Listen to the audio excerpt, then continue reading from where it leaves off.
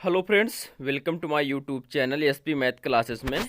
तो व्यूअर्स, आज हम बात करने वाले हैं जो है कि ज्ञान पाठ्यक्रम से बीएड के ज्ञान पाठ्यक्रम से जो इम्पोर्टेंट क्वेश्चन हैं आदर्शवाद से, उन क्वेश्चन को हम लेकर के आए हैं और उसके जो है कि आंसर भी आपको पीडीएफ के रूप में लेकर के आए हुए हैं। ठीक है, तो हम लोग पहले देखेंगे कौन कौन से क्वेश्चन जो है कि हमने दो यूनिवर्सिटियों का क्वेश्चन कलेक्ट किया है। पहला जो है कि पूर्वांचल विश्वविद्यालय का और दूसरा जो है डॉक्टर राममनोहर लोहिया का। ठीक है, तो यहाँ पे हम देखेंगे पहला क्वेश्चन क्या था, आदर्शवादियों के द्वारा निश्चित शिक्षा का उल्लेख कीजिए।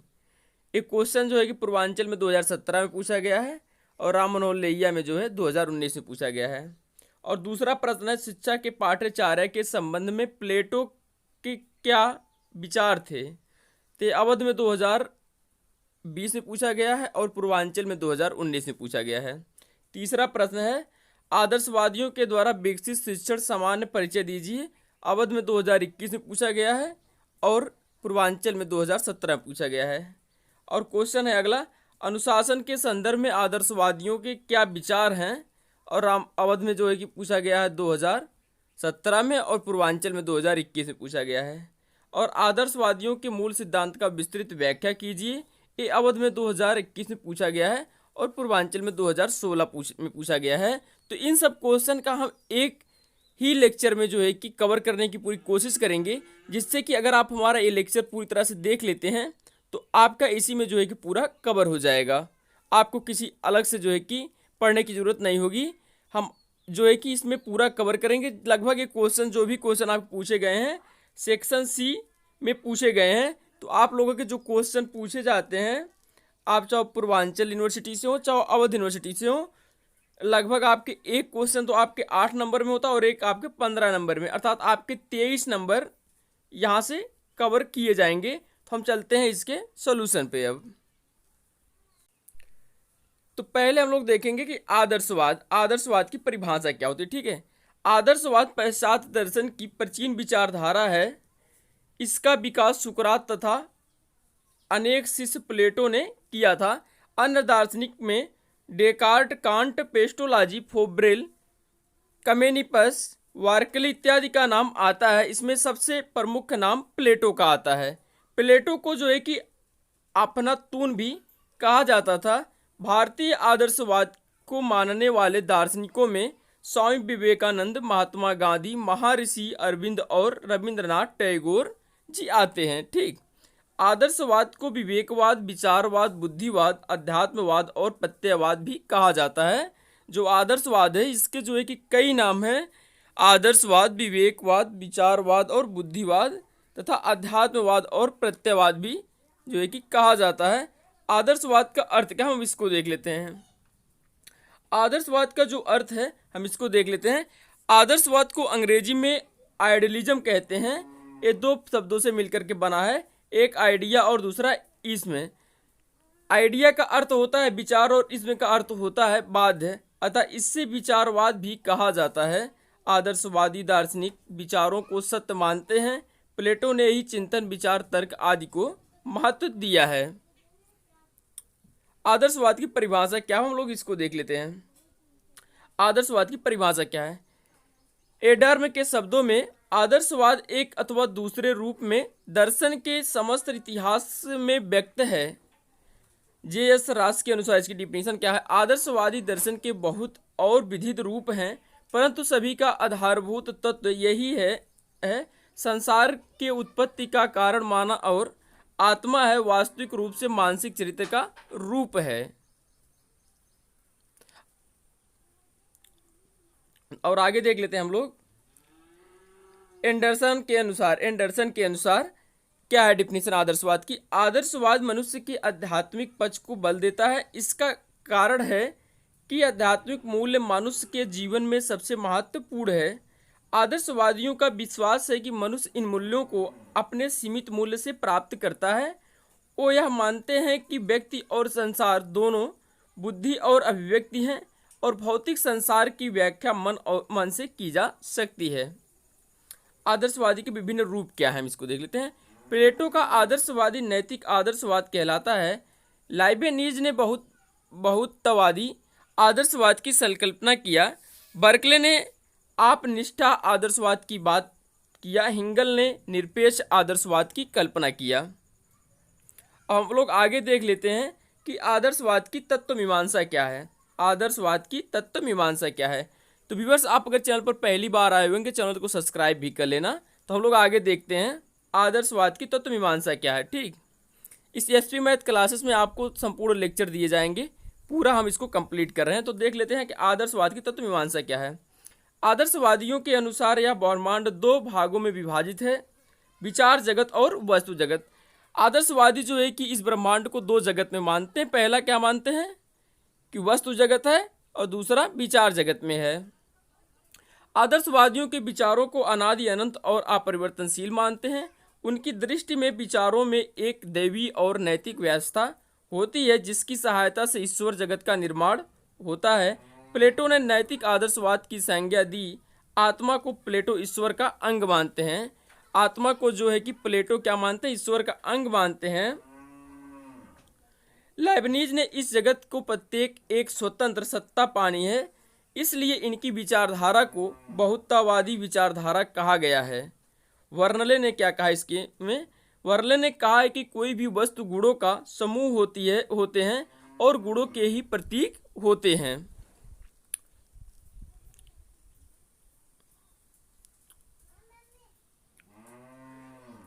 आत्मा और मन के द्वारा होता है, वस्तु से अपने कोई अस्तित्व नहीं होती है। इस विचारधारा को आत्मा को निष्ठा कहा गया है। कंट ने क्या है इसके बारे में, कंट महोदय ने आत्मा या मन के स्थान पर तर्कन बुद्धि को वस्तु को के ज्ञान का आधार मानते हैं। जो कंट महोदय थे ये क्या कहते थे, वस्तु को जो है कि बुद्धि के आधार पर ज्ञान मानते थे। ज्ञान प्राप्ति के संबंध में दूसरा तथ्य यह स्पष्ट किया कि इंद्रियों द्वारा प्राप्त ज्ञान विशृंखलायित होते हैं और समन्वय करने का काम तर्कन बुद्धि करती है। कंट की यह विचारधारा बुद्धिवाद की नाम से विख्यात है। हिंगल ने कहा है, हिंगल के शब्दों में देख लेते हैं, द्वैतवादी के मन आत्मा और वस्तु जगत दोनों की सत्ता स्वीकारनी चाहिए। हिंगल के अनुसार आत्मा का चरम रूप ही परमात्मा है और वही वस्तु जगत का निर्माण करने वाला है। इसको निरपेक्ष आदर्शवाद कहा गया है। सभी आदर्शवादियों का एक मत है कि वस्तु जगत भौतिक जगत की अपेक्षा आध्यात्मिक जगत, विचार जगत आत्मा मन से श्रेष्ठ है और ईश्वर की अंतिम सत्य है। यही आदर्शवाद की तत्व मीमांसा है। आदर्शवाद की तत्व और ज्ञान मीमांसा क्या है। प्लेटो के अनुसार विचारों के दैनिक व्यवस्था और आत्मा परमात्मा के स्वरूप को जानना ही सच्चा ज्ञान है। ज्ञान को उन्होंने तीन भागों में बांटा है, इंद्रिय जन्य ज्ञान और संपत्ति जन्य ज्ञान और इंद्रिय जन्य ज्ञान को प्लेटो को असत्य मानते थे क्योंकि इंद्रियों द्वारा हम जिन वस्तुओं के क्रियाओं का ज्ञान प्राप्त करते हैं ये सब परिवर्तनशील हैं।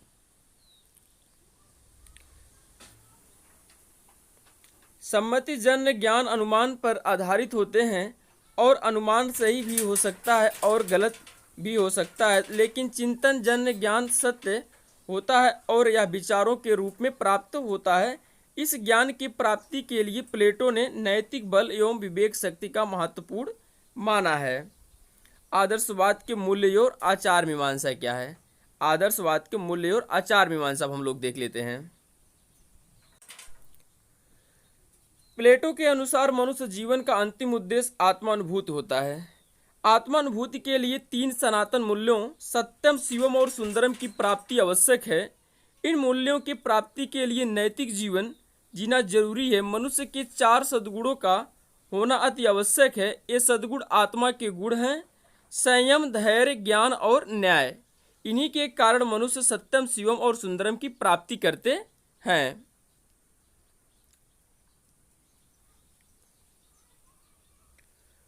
वे आत्मानुभूति की तरह बढ़ जाता है। आदर्शवादियों में नैतिक नियमों को प्राकृतिक और सामाजिक नियमों से ऊपर है।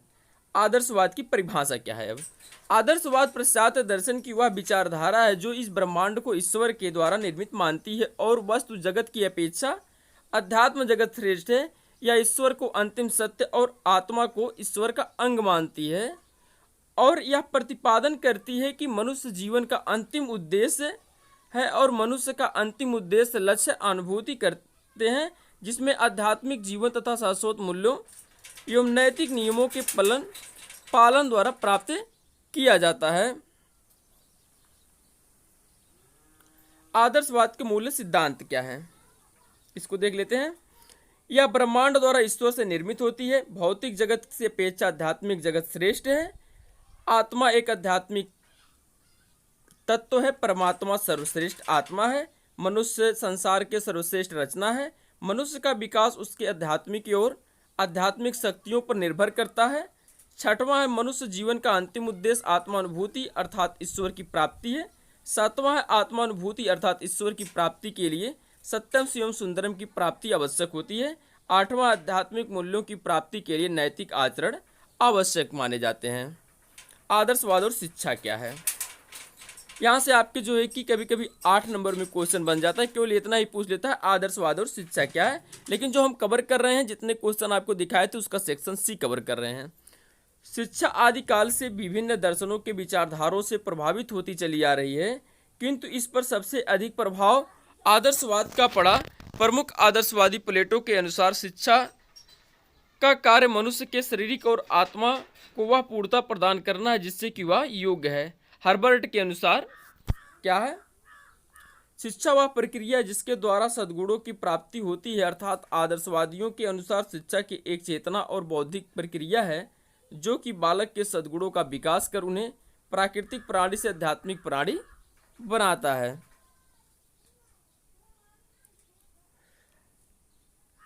आदर्शवाद के अनुसार शिक्षा के उद्देश्य क्या है। शिक्षा का अंतिम उद्देश्य आत्मा परमात्मा को जानना है। आदर्शवादियों के अनुसार मनुष्य जीवन का अंतिम लक्ष्य ईश्वर की प्राप्ति, परम सुख की प्राप्ति, परमानंद की प्राप्ति, अध्यात्म की प्राप्ति। इसके लिए 4 चरणों की पता करने होती है। पहले चरण के मनुष्य स्वयं का प्राकृतिक विकास करता है और दूसरे में इसके लिए अंतर्गत शारीरिक और मानसिक विकास होता है। इसके चरणों में सामाजिक विकास होता है और सामाजिक नैतिक चरित्र नागरिकता करना होता है। तीसरे चरण में बौद्धिक विकास, विवेक शक्ति का विकास होता है। अंतिम चरण में आध्यात्मिक विकास करना होता है। इसके अंतर्गत आध्यात्मिक चेतना का विकास होता है। शारीरिक और मानसिक विकास पे क्या आदर्शवादियों का मत था।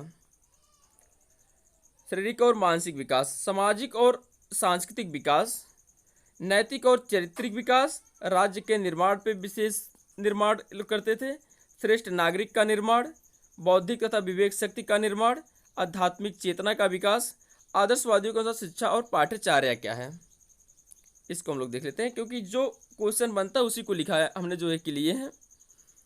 आदर्शवादी शिक्षा का अंतिम उद्देश्य आत्मानुभूति निश्चित करना है। इस उद्देश्य की प्राप्ति के लिए मनुष्य की शारीरिक, मानसिक, बौद्धिक, सामाजिक और सांस्कृतिक, नैतिक, चारित्रिक विकास पर बल होता है।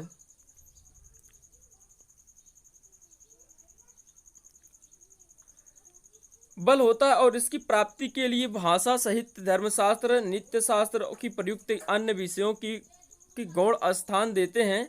बौद्धिक ज्ञान की बुद्धि के लिए भाषा, साहित्य, इतिहास, भूगोल, गणित तथा शारीरिक शिक्षा। नैतिक ज्ञान की प्राप्ति के लिए धर्मशास्त्र, नीति शास्त्र, अध्यात्म शास्त्र। कलात्मक ज्ञान प्राप्ति ज्ञान के लिए विभिन्न कलाओं की शिक्षा, नृत्य और संगीत भी व्यवस्थित किए हुए थे।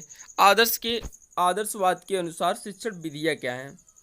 आदर्शवादी में मानते थे कि छात्रों की पहले शिक्षण विधि अनुकरण विधि द्वारा होती है, इसलिए वे बच्चों को माता पिता तथा शिक्षकों को उच्च एवं अच्छे आचरण की अपेक्षा करते थे। बच्चों में मूल्य एवं चरित्र के विकास के लिए धर्म ग्रंथ एवं साहित्य के साथ तथा राष्ट्रीय नायकों के चरित्र चित्रण को आधार बनाकर शिक्षण कार्य करने के लिए देवे थे। इसके अतिरिक्त वे ये सोचते थे कि मनुष्य में सीखने की इच्छा आंतरिक होती है, अतः बच्चों को आत्मा क्रिया द्वारा सीखने पर बल देते हैं। स्वाद में भी नाटक विधि, वार्तालाप विधि, सुकराती प्रश्नोत्तर विधि, आगमन निगमन अरस्तु दिए थे। हार्वर्ड ने निर्देश विधि दिया था, फ्रोबेल ने खेल विधि दिया। आदर्शवाद विधि प्लेटो ने दिया। अभ्यास विधि प्लेटोलॉजी ने दिया। तर्क विधि हिंगल ने दिया। आदर्शवादी शिक्षक एवं अनुशासन पे क्या बात करते थे। आदर्शवादी आत्मा के से शक्ति अनुशासन को प्रमुख मानते हैं। वे प्रभावात्मक शासन को ज़्यादा महत्व देते हैं कि दंडात्मक शासक को। जर्मन शिक्षा शास्त्री फ्रोबेल ने यह स्पष्ट किया कि दंड की भाव में वास्तविक अनुशासन की प्राप्ति नहीं की जा सकती। अच्छे अनुशासन में प्रेम और सहानुभूति प्रेम भाषा आवश्यक है। यदि बच्चों को आदतें प्रारंभिक अवस्था में नियंत्रित और आत्मा नियंत्रित नहीं होती तो वह आगे चल कर के वह अनुशासन में रहेगा। अगर किसी बच्चे को जो है कि बचपन से ही अनुशासन में रखा जाएगा तो वह बच्चा आगे चल कर के भी अनुशासन में रहेगा। आदर्शवाद और शिक्षक कैसे होने चाहिए? आदर्शवाद में आदर्शवाद और शिक्षक कैसे होने चाहिए? आदर्शवादी शिक्षक को शिक्षा का उच्च चरित्र विकास और अंतर्दृष्टि प्राप्त गुणों से चाहते हैं। फ्रोबेल ने कहा कि जैसे विद्यालय रूपी बाग में शिक्षक रूपी माली विद्यार्थी रूपी पौधे के विकास में सहयोग देना शिक्षक का ऐसा ही होना चाहिए। जैसे कि किसी बाग में जो होते हैं माली जो होता है कि उसकी देख रेख करता है, उसी प्रकार से शिक्षक भी उस विद्यालय का क्या होता है, उसका देख रेख और उसका निर्माण करता है। अतः एक शिक्षक से यह अपेक्षा की जाती है कि यह अपने छात्रों की प्रगति रुचि आवश्यकता के विकास को समझते हुए शिक्षक की व्यवस्था करेंगे। और आदर्शवाद में शिक्षार्थी कैसे होने चाहिए? आदर्शवादियों में ज्ञान और अनुभव को मुख्य मस्तिष्क को ना मान करके आत्मा को माना गया है और प्रत्येक छात्र के शारीरिक और मानसिक भिन्नता को स्वीकार करते हुए आधुनिक आदर्शवादियों ने यह स्पष्ट किया कि उनके छात्रों की रुचि रुझान एवं आवश्यकताओं को दृष्टिगत रखते हुए शिक्षा की व्यवस्था किया जाए, उनकी व्यक्तिगत भिन्नता की आवश्यकता में रखा जाए। आदर्शवाद और विद्यालय। आदर्शवादियों के अनुसार विद्यालय कैसे होना चाहिए?